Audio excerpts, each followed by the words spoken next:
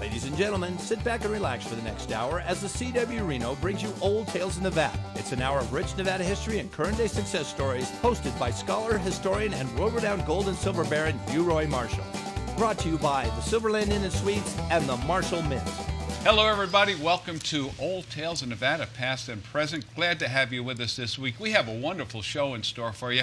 We're going to interview a man who has faced many challenges, overcome many challenges, and has done many great things here in northern Nevada and actually around the world. So stay tuned. We'll tell you all about it right after this.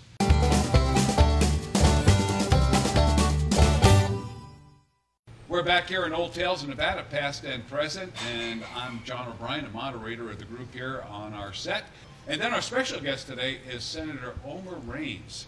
And Omer, welcome. Welcome, to Omer. you on our show today. Thank you, John. And Welcome, we're going to welcome. hear a lot about you because you have just a life's history that is so wonderful. It brings us a great deal of inspiration and motivation. So we look forward to that. And we got an endorsement from our guest today, too, because he lives in Nevada. Of Yes, all of the places that he has been, he has decided on us. Yeah, nice segue. We want to reintroduce Senator Omer Rains, and Senator by name because he was a state senator in Southern California, but that's not even part of the story. When we start talking with him, you'll see what I mean. But I want to welcome you again, Senator Rains, and you are actually living right now in the Incline Village area. That is correct. Yeah. And as we were speaking the other day and off air and so on, that you really do have a love for Nevada, even though you are over there to the left of us, you know. Not necessarily. I abhor labels and defy labels as well. Good. Well, you must be enjoying life up there in the Incline area, right? I love it. Yeah. I love the overlooking lake. that lake. How long have you been up there? Off and on for about 15 years now. 15 years. Super. There was a 3-year hiatus in Geneva, Switzerland. Oh, okay. But I That's a came nice back place. here.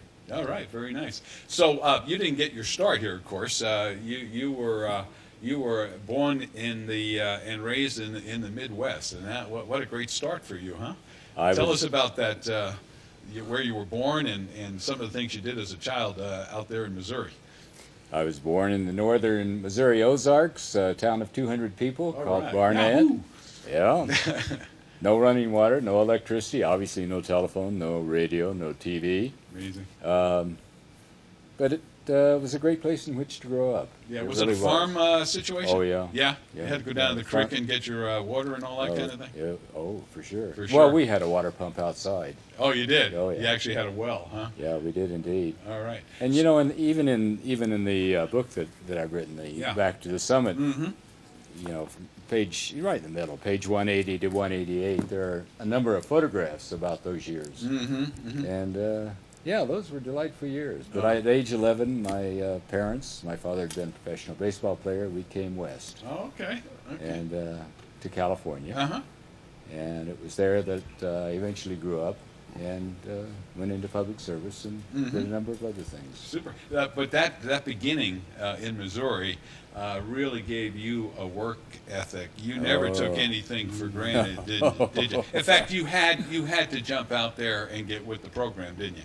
I mean, as far as making a buck and making your way through life. You were telling me that nobody really gave you anything, right? No.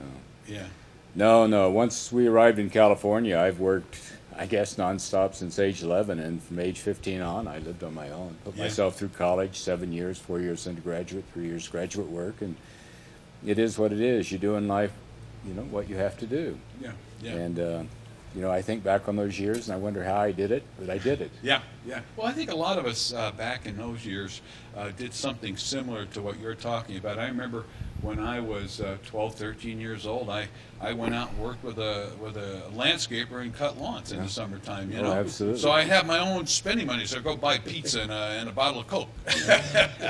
but our parents almost expected us to do those kind of things, right? Didn't you think? You had to learn your life skills. Right, you had to learn your life skills. So what a great start for you in life to have that foundation. Well, you establish your work ethic. There's no doubt about it. Well, and I think you know, it helped you probably to meet challenges and overcome them. And basically, when you think about this book, Back to the Summit, which you authored, this is what it's all about, all the way through your life, whether professionally or physically, philanthropically. There are challenges that you've been meeting and you've been able to overcome them. You always like that as well, in a different way, you know. You too, right? Yeah. You learn the hard way. You learn the hard way, but it's a good way. It is. It really is, and it's like Omar as stated. It really develops your work ethic, and you apply that to your marriage, your social life, the whole works. You watch what you're doing and you work at it. Right. You don't leave little things out. If things are bothering you, get to them. If things can be fixed, hit it head on. Yeah, don't just lay there and let it fester. Yeah, don't just. Well, But we find a lot of these kind of individuals in Nevada. Oh, yeah. And they seem to migrate and like to be here in Nevada. Yeah. It's that I think it's, you know, it's a pioneering state in a way still, because there's so few people that are actually here. Right. It's still a state that's in pioneer land, and there's more gold and silver here than probably any other state times 10. Right. That's what I attribute it to. Like John likes to point out, we make it easier than any other state to go ahead and be an entrepreneur. Right. To start your own business, to get out there and fight the world. Right. And you brought that up I don't know how many times. Yeah, because I see it every day. Well, I believe that you, that's you. Yeah, well, that's You've part of done my the same personality. exact thing. Yeah, I like that. I like that pioneer spirit in people. I like people who don't just lay there and wallow in their misery, but they actually go out and do something about it. And to be able to recognize the opportunity. How to do it. So, Omer, tell me, you got to California and you worked your way through school. What schools did you go to? Was it USC or Berkeley? No, I went to the University of California, Berkeley. Oh, Berkeley. 4 years undergraduate, 3 years law school. So you came out as an attorney then? I did. Yeah, yeah. Now that's was a great place to be back in those days, and you were very successful as an attorney, right? Yes. What part of the business did you get involved in? You know, California showbiz. Did you get in that part of it? Well, early in life, I was, for the first 3 years out of law school, I was a prosecutor. Oh, Ventura wow. County DA's office. Uh-huh. I went into private practice, though, in 1969, and luck of the draw, green, behind the ears, young punk attorney. I ended up representing Charlton Heston, Steve McQueen, Johnny Cash. Fantastic. I mean, you know, I thought I died and gone to heaven. Yeah. Let me let's not die, but let's take a commercial break here. We'll come back and explore that a little bit further. So stay tuned. We'll be back with more Old Tales Nevada, past and present, right after this message. Welcome back to Old Tales Nevada, past and present. We're talking with Senator Omer Rains, author of a tremendous book, Back to the Summit, and it's available in softcover and also hardcover, right? Hardcover, softcover. Ebook too, he sells. Paperback, yeah. Kindleized, it's an audio edition. You can get it almost anywhere, right? Any of the bookstores here in town have it, or you can get it at Amazon.com, all that kind of thing. I think the audio is probably only through online purchase. Okay. I don't know if the audio is in the bookstores. Do you do like we do with our magazine? I got a trunk full. Yeah, right. But you'll find this I thing. don't have that many, but I have some. It's full of inspirational stories in here, challenges that have been overcome. And like we said in the last segment, we have many in Nevada who are like this man that sits next to me. And that's why we like to explore these folks from time to time on our show, because they are such a inspiration for us to consider. Now, you became an attorney. You were handling some of the stars, even Evel Knievel, I understand. What that's a career in itself, but you didn't stop there. You got involved in the political arena, which many attorneys do, some successfully, not so successfully, but you were successful. And whereabouts was your activity as far as the political realm was concerned? I represented about 1.5 million people along the Central Coast area of California, principally the counties of Ventura, Santa Barbara, San Luis Obispo. Very wealthy areas. Most of the area between Los Angeles and San Francisco, Okay. along the coast. Along the coast. About 5,000 square miles, and as I say, about 1.5 million people. Yeah. And what years were that? Well, that was 1974 to 1986. Actually, at that point in time, and of course this is no longer true because of the dramatic growth, especially of Clark County, but at that point in time, my district was larger from a population standpoint than the entire state of Nevada. Yeah, well, California itself, right? The fifth largest. It was the fifth largest economy in the world. Yeah, so you had a very powerful position there. I think you were telling me you were one of the more powerful senators in the state, right? Because of that population area. Yeah, I had the number 3 position, the Senate Majority Caucus Chairman. Oh, is that right? The youngest in state history, actually. Yeah. Now, were you there when Reagan was in power? Yeah, Reagan was second term as governor. Oh, no kidding, really? Yeah. Now, do you have a lot of interaction with Governor Reagan? You know, Reagan had the sunny disposition that was portrayed via the TV and radio. He really did. And it was at a time when that was needed in our nation's history. I often disagreed with Reagan on policy issues and often agreed, but you couldn't help but like the guy. I hear that said more times than not. And we remained close all during the time he was president. He would invite me back to the White House, which was really extraordinary because I had been Carter's California State Chair. Yeah, I read that. And Western State's co-chair.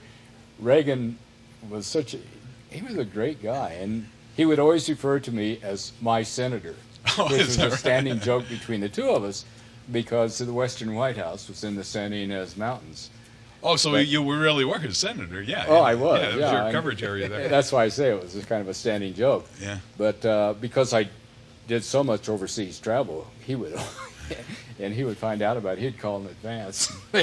Make sure I was well received and well taken. No kidding. Wow, isn't that fantastic? So, you know, whether I agreed or disagreed with his policies, I really liked Ronald Reagan. I hear that all the time. Tip O'Neill, who was his arch enemy, Tip and Reagan were the best of friends. Behind cameras.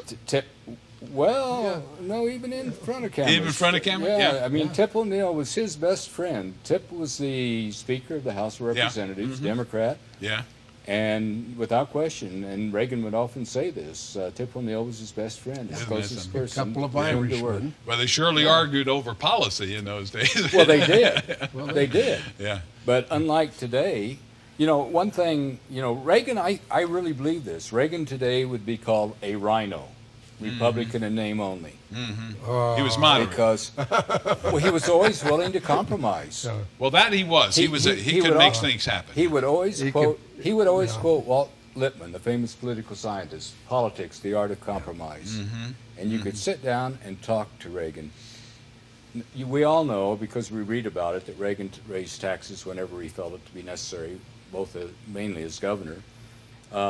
And, of course, he signed Gail Simpson's 1985 Immigration Act, which I thought was really amnesty, and you can, you know, if it looks like a duck, waddles like a duck, and quacks like a duck, it's a duck. Now, you can call it whatever you want. But what really is shocking to most people, guess who signed California's Therapeutic Abortion Act? Reagan? Reagan did, huh? Yeah, you know, yeah. Well, you know, speeches to the contrary notwithstanding, you could just sit down and talk to the guy. He really was a very nice man. I met with him several times myself, and I met right. You have pictures at the house in Reno when he came here. And Reagan had a way about him, just as you've been indicating, that was a compromising position. It was. In order to get things done.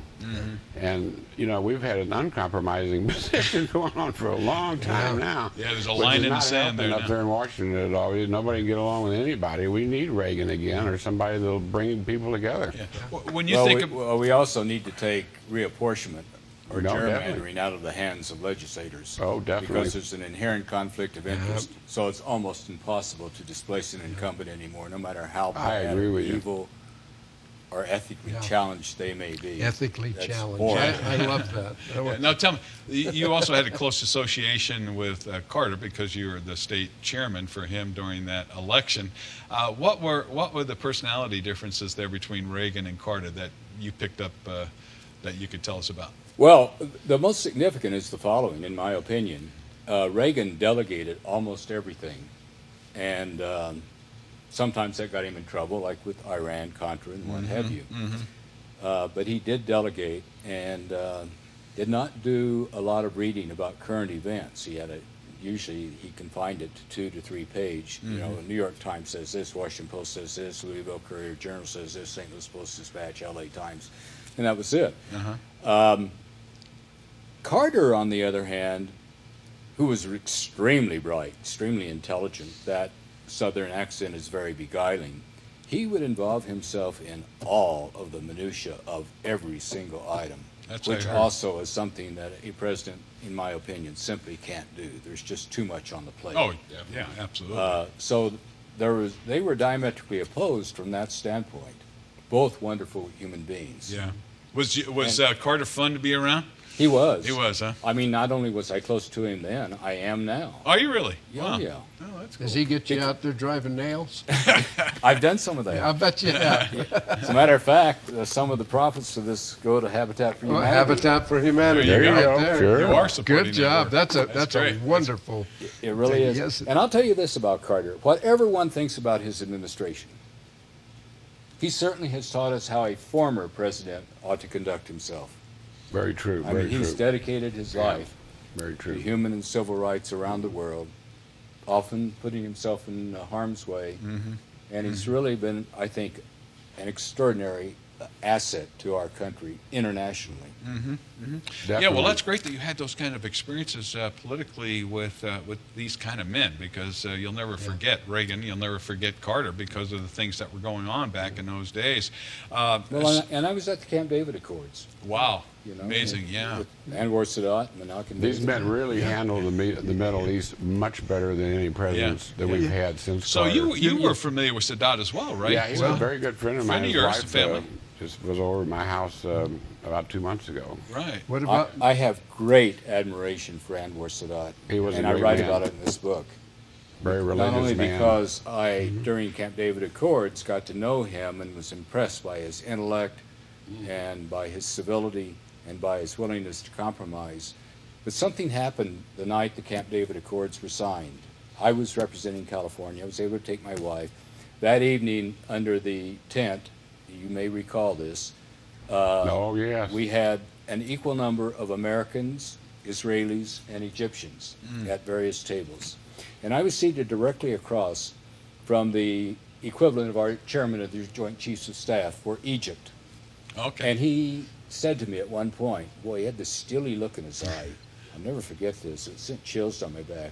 He said, I'm a great admirer of my president. And he was, referring to Anwar Sadat. He said, but today, he has signed his death warrant. Uh-oh. And he knows it. Wow. And of course, not long thereafter, he was assassinated, in fact, by the military on the tarmac in the airport in Cairo. But I've never forgotten that. I've always had great admiration and respect for Anwar Sadat. And that peace treaty, with all the problems we currently have with the situation in Egypt, has stood the test of time. Yeah, It's lasted for over 30 years. Well, and I do believe, and I could well be wrong here, there was sufficient trust between the Israelis, Menachem Begin and others, Shimon Peres and Carter, and the same with Anwar Sadat, that it's quite possible that had Carter served a second term, we might have had a lasting peace in the Mideast. I think so too. Carter really did more than any other president to move us along further over in the Middle East. Now, when you were there, was Mansfield still active, Oh, or yes. was it the other feller, Laxalt? Was he there as well? Did Both you have of a lot of interaction with those people? Mansfield, yes, I knew Paul Laxalt, but I did not know him well, Okay. and did not really work with that Yeah, Laxalt. because there were two famous senators. Well, they that were, and they were both very powerful. Very one powerful, a Democrat, yeah. one a Republican. Exactly, yeah. So we've had some great men. And of course, Laxalt had two hats to wear: U.S. Senator and also Republican National Chair. at one point. Exactly, yeah. So they carried a lot he of weight. was my attorney when I moved here from Is that Texas. right? Paul Oh, Laxalt. Yeah. Well, and now you have Harry Reid, whether you like him or not. I mean, he's definitely a powerful man back there in Washington. Well, right you now. know, He's he been really- a powerful man for quite a while. Yeah, for sure. I mean, he really is. I mean, let's face it. There is a possibility, I hope not, but there's a possibility that never again will Nevada have somebody in that position of power I can believe it. that can help the state of Nevada. Yeah. Well, let's take a break here, And then I want to come back, move away from the political arena. I want to hear about your trek up Mount Everest a little bit, okay, and some of those other mountaineering exploits that you did. And I also want to get into this a real theme of the book here, back to the summit, which not only has to do with the physical, not only the professional summits you've climbed, but also the physical challenges you've had to face and how you've overcome them. So we'll be back with more Old Tales in Nevada right after this. We're back here in Old Tales in Nevada, past and present, and I'm John O'Brien, and with me on the set today is Roy Marshall, Neil Cobb, and our special guest, Senator Omer Rains. And what a life story he is, from a poor kid to reaching the American dream in many, many ways. We left our last segment kind of closing out your political career, because we want to move on to other things. But even though you were a Democrat by designation, your philosophy has always been more of a libertarian view, right, than that?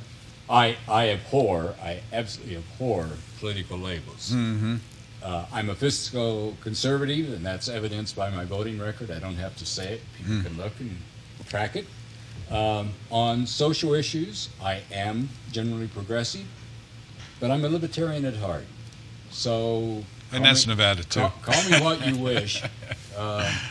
That's who I am. Yeah, that's fantastic, and that's why you had friends like Charlton Heston, because he was, he was a fairly conservative guy, but he also had the other side of his life too that he supported, which was more on the liberal side, I suppose. Yeah, I don't even call him a conservative. People, you ask people about Heston, and they remember the iconic photograph. Yeah, yeah. And his NRA and his belief in the Second Amendment, right, which I also embrace.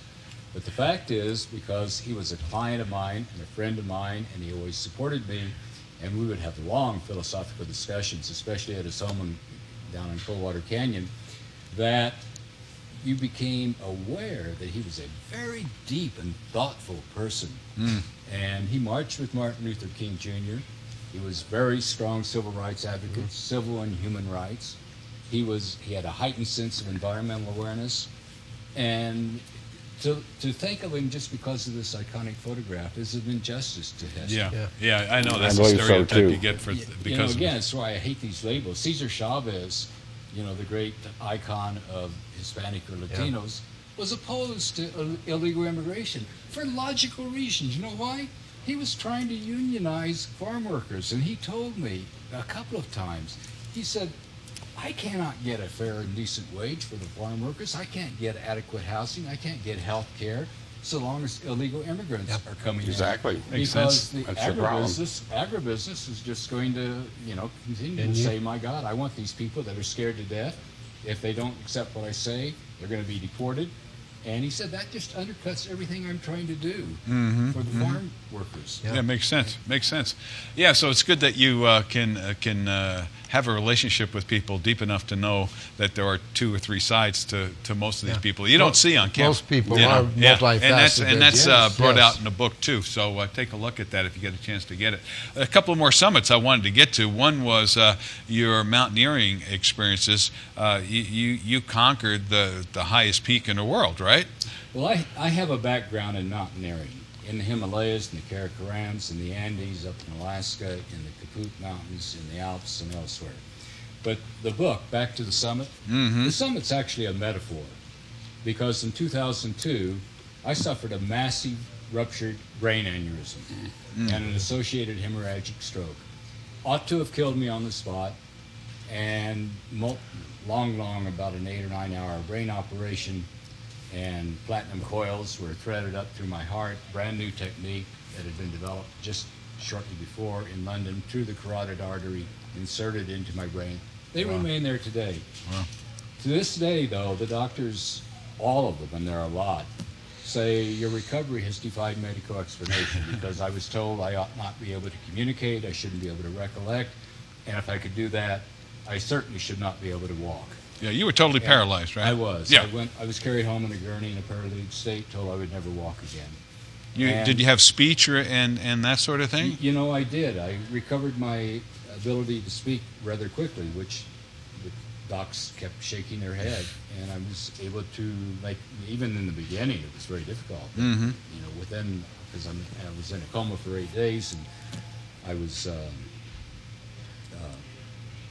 asked some rudimentary and preliminary questions, and I experienced great difficulty in trying to answer them in the beginning. But I talk about the way in which, whether it's tenacity, determination, and willpower, whether it's because of other obstacles and encounters that I had to overcome throughout life, or whether it's because of a being or creator greater than any of us know, who knows? But the bottom line is, within 1 year, I was back doing everything. That's amazing. That really is amazing. Well, I think that work ethic from a child and your determination and resolve to get things done had to come into play in your recovery. You just weren't going to be satisfied with the status quo, right? Yeah, well, that is the summit, the recovery I made, because, as I say, it was a metaphor. And, I wrote the book, really. I've been encouraged to for so long, but I really wrote this book, and it's all my writing. I take responsibility for every word to hopefully inspire others who have great challenges in life, whatever the nature of that challenge. Omer, how long were you tied up with this ailment? For a year or so, or? Well, I felt that after 1 year, and I write about an incident that happens, because all along the way, I'm making progress. But after 1 year, I felt that I was completely recovered. Oh, beautiful. But I had my own, every time the doctor said you'll never walk again, we don't even know how you were able to talk, I would say to myself, I wouldn't say this out loud, but I would say BS, the full expression. And I had my own goals. I'm going to walk within 30 days. I don't care what they say. I'm going to shoot some hoops within 60 days. And, I'm in my 60s by this time. Sure. And I'm going to do spring skiing within 90 days. 120 days, I'm going to play softball, tennis, and thereafter everything. That must have been what did it. And I did. Did you write down your goals? Was it No. you couldn't even write in those days, right? No, I couldn't. That's a write. fantastic But story. goal setting Isn't is that great? a big Yeah, it really is. for anybody who's successful in life. You have to have goals. They were very persistent. Yeah, you got to be persistent. Yeah. No, I didn't write them down, but I write about them, and I had them in my mind. And you're right, I couldn't write. You couldn't write. Do you have a hard time writing no? I have a hard time saying no. Well, in conjunction with that, you were telling me at lunch the other day you were in a fairly still paralyzed condition, and you needed to go to the store, and nobody was around. So tell us that story. What'd you do? Well, I got to a point where and this was fairly dangerous because I had been carried to a second floor bedroom at a house overlooking the American River, and I had this thought because I had navigated across a room, flat surface, to a wall, and I thought, boy, the stairs, I could look down the stairs. Man, I wonder if I can get down there. And so the bottom line is I got to the bottom. And then I thought, well, I'm here. I see one of my cars right outside the door. Maybe I can drive. And I did not do well. Oh, boy. But I didn't hurt anybody. That's Didn't hurt good. myself. That was good. And I actually started laughing that I had tried. Yeah. The first time I had laughed since my aneurysm. And but anyway, yeah. You were able to get into the car, drive, get to wherever you were going, or did you decide not to go that far and come back? It was a gated area, and I got near the gate and realized I was having to try to lift my leg to put it on a brake. Oh, boy. Wow. And, What an experience. But that was part of getting to the summit. That's for sure, right? Yeah. That was, that's right. Yeah. I kept pushing myself. Yeah. And every time I did something, I thought, not defeat, but victory, even if I failed. Mm-hmm. I thought, okay, I did something I hadn't done yesterday. Right. Tomorrow I'll do better. Yeah, yeah. That must have been such a challenge for you because, we talked about what you did physically, climbing Mount Everest and other mountaineering things and hiking and all this. You're a very physical man. I've been blessed from that standpoint. Yeah, yeah. So to have this happen for a lot of people, it's totally devastating. A lot of people who have maladies, they become very self-centered and oh, woe is me, and they don't work themselves back. You know. cannot wallow in self-pity. Right, right. You must not do that. Much not. I agree with you 100%. So you came back, and about a year or so, you thought you were back close to 100%, your opinion 100%. Did you go back into the attorney field, or was this a life-changing experience with you as far as your priorities, the way you treated other people? What did it do to you after the fact? Well, in my own perhaps less than humble opinion, I had always tried to help people in various ways. But from that event on, I decided I would dedicate my life to humanitarian efforts. Nice, nice. And That's a good use of your life. I began to build libraries, economic development projects, women's empowerment centers, orphanages, and other such projects in rural and remote parts of the developing world, principally in Nepal, in India, in Nepal, more recently in Latin America and Africa. Great. And that is my life right now, really. Okay. I want to hear about that when we come back. Beautiful. Some of the different organizations you're involved with, maybe some of the success stories you've seen already, and what your plans are for the future. So stay tuned. We'll be back with more of Senator Omer Rains and his journey to the summit in a number of different ways right after this message on Old Tales of Nevada, past and present.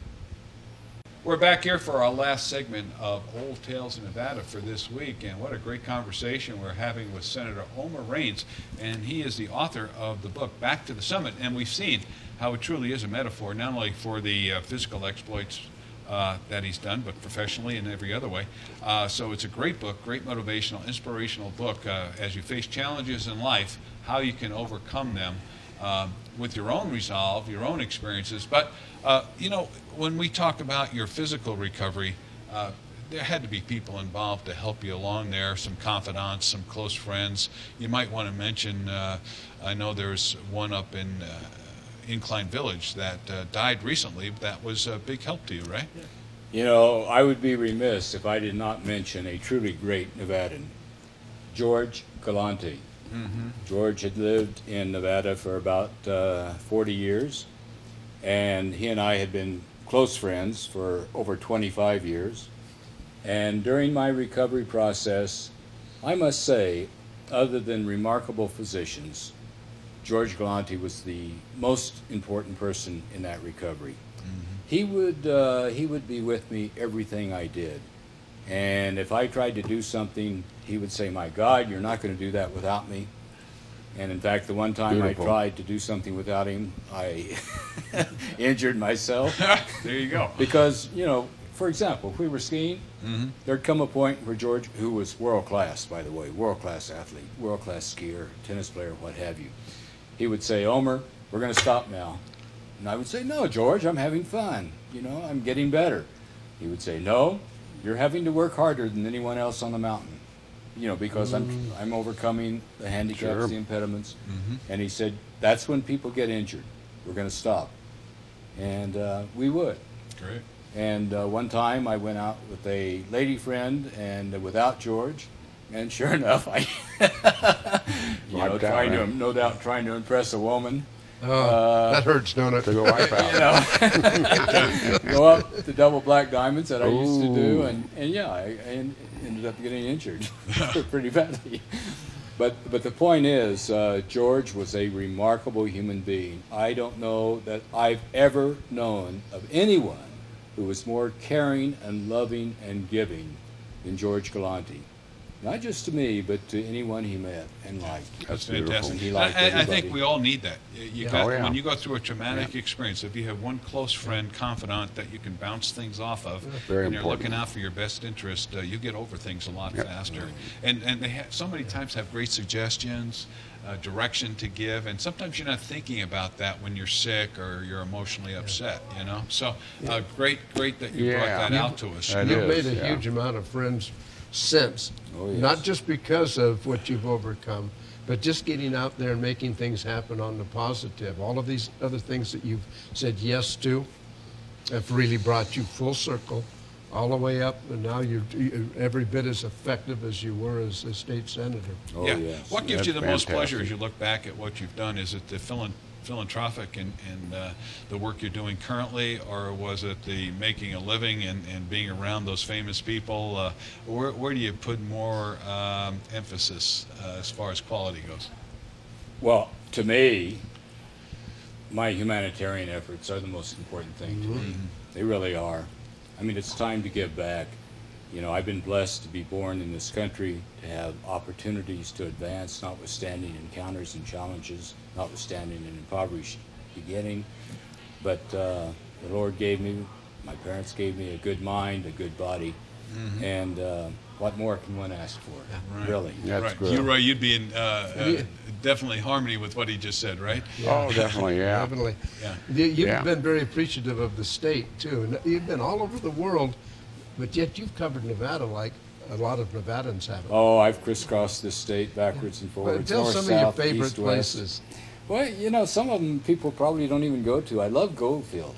Goldfield. Goldfield, There's a lot of history there, and it's a fascinating place. But no, I've been Gerlach, I've been Tonopah, and and of if course, you Las haven't Vegas. been to the I've Ruby, been Great Basin. I love the Ruby Mountains. Oh, the I've Rubies, camped and God, hiked they're and gorgeous. The wildflowers. that Little bloom old there. Lamoille. Oh. Is it hard to get to some of those places, Omer? No. Or No, can it's really not. There are highways, but people don't go off the, you know, people usually go 40, 50, you know, they go across the street. They don't want to take 80. that side road, huh? Yeah. I mean, you get out to Elko, all you have to do is turn south. You get down to the Rubies, and they're beautiful mountains. You were just telling me about a trip back up from, where were you, Southern California or something? Well, I went up to Yosemite with my dog, and we did some camping up the Tioga Pass, which opened early this year because of the lack of snow. And then we went down to Mount Whitney, did some climbing. I do a lot. And then we went over to Joshua Tree, and on the way back, we went by way of Death Valley, and then cut over to the Amargosa Valley into Nevada, and up to Beatty, you know, and Goldfield, and of course Tonopah, and Silver Springs, and but I go all over the state. I understand that you always even got property out in Ione. Oh, he loves Ione. He goes out there and just been- he goes out and gets away from us. Yeah. I've been to Ione. You That's his pretty hideaway. much get away from everybody. Yeah, no, it's, Yeah, you know, Ione's a great place. when you go out to those ghost towns, those old mining towns and so on, your mind just runs away, doesn't it? Yeah. With, it does. when you start thinking about what happened back there and the kind of characters that had to populate It's those going to happen places. again all over. It's all over again. It's happening in the state right now. Right now. Winnemucca, Elko, these are all boom towns. Yeah, not only gold and Ione's a great silver. place to live too. I see someday there'll be hundreds of people there too. I mean, there's tremendous gold I like the deposit there. Black Rock Playa as well. Yeah, it's a It's great area up there too. Well, Sure. in the thought process that you had when you spotted the Sierra for the first time.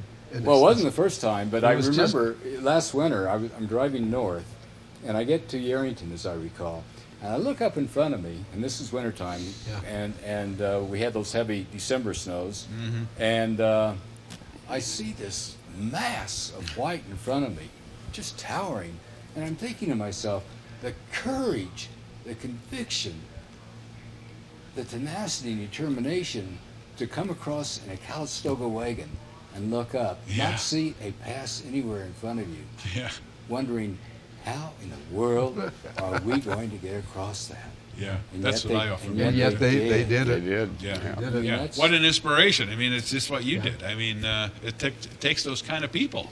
And that's It what does. populates Really Nevada. does, That's yeah. what makes us proud to be in Nevada. Very proud.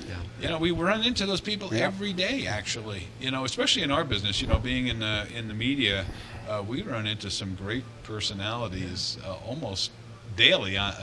We find people who are willing to climb the summit, whatever it takes. You know. Yeah. So again, where can we get the book? Well, it's in the various libraries around, including UNR and the county library, but you can buy it on Amazon, you can buy it in Barnes & Noble, Okay. either in the store or online. Oh, Now, do you do it's speaking easy. engagements And, like that? Yeah, I do. You do? I frequently speak, but it's in paperback, it's hardcover, it's ebook, Kindleized. Ebook, yeah. There's an audio edition out where I do the narration myself. And in fact, the studio has asked me to come back and begin to narrate their books.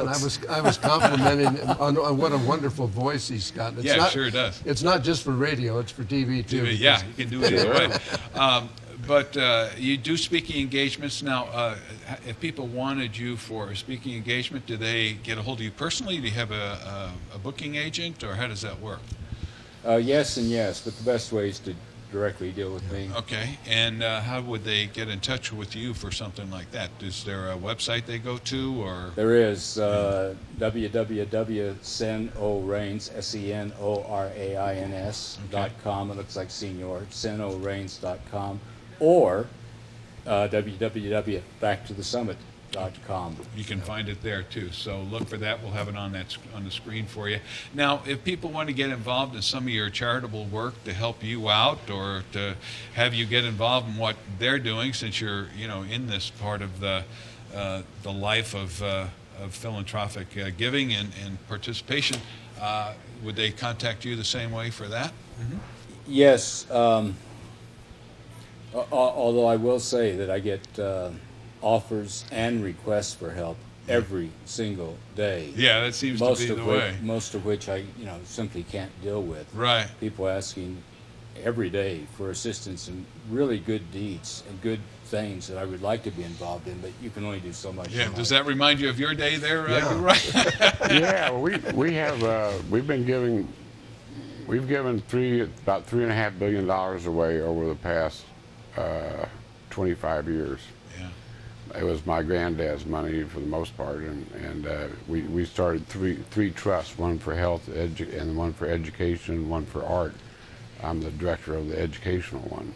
Yeah, isn't that nice when you have the resources to help people? Yeah. Well, not everybody has that opportunity. Yeah, but a lot of these charities, they have to make money too. So you have to put the money into the marketplace and then make money on it, and then give away the money that you made. Yeah. And then you keep the corpus of what you had there, so it can continue to grow rather than just you can't spend it all at once. Yeah, I really should give some credit to the following. Although I take no salary whatever, nor do I expect expense reimbursement, much of my project funding has come from the Bill and Melinda Gates Foundation. Oh, good. Oh, wonderful. Nice. Well, that must be because worthwhile because they're careful. Yeah, they are careful. Boy, I'm so impressed. I mean, 21 milestones to achieve each year. But the point I'm making is that they do so much good. They really do. And when I was international chair of Reed Global, we did over 50 projects.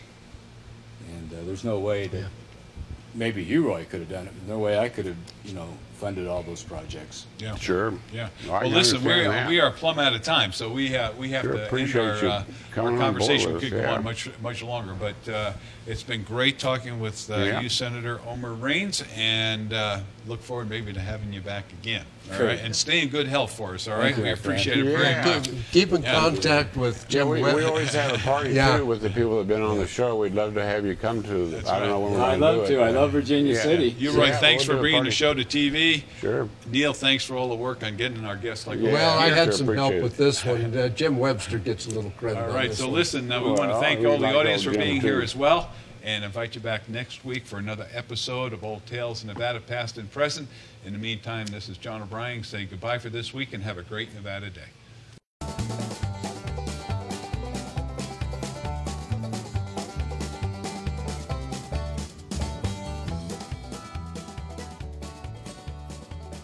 You've been watching Old Tales of Nevada with your host, Roy Marshall, historian and world-renowned gold and silver baron, presented by the Silverland Inn and Suites and the Marshall Mint in Virginia City. Join us again next Thursday at 1 p.m. on the CW Reno for another edition of Old Tales of Nevada.